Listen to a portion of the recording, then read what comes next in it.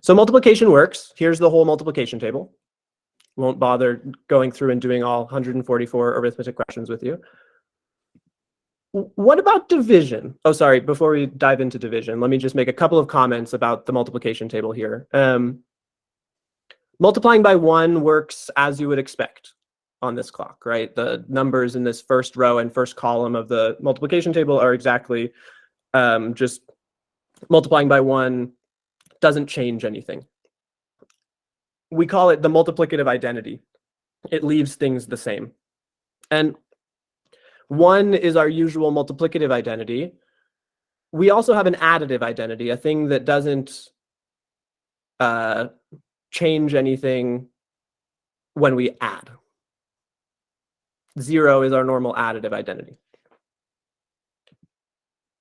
On the clock, it turns out there's also a number that has this property of if you count by a certain number, you're not going to change anything.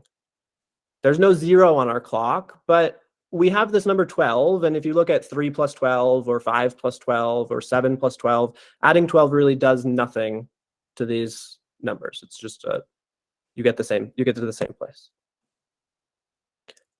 And when we multiply by 0 in normal arithmetic, in other words, when we multiply by the additive identity in normal arithmetic, multiplying by 0 sends everything to 0.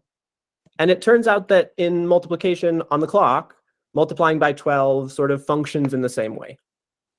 So 12 is sort of functioning exactly like 0 here in both the additive sense and the multiplicative sense.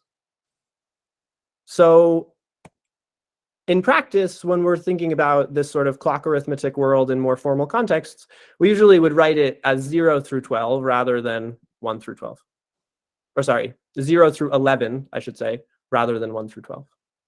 And in fact, before we move forward, I want to just rewrite the multiplication table with a 0 instead of a 12. And if I'm going to write it with a 0, I may as well sort of swap it to be in this ordering, 0 through 11, rather than 1 through 12.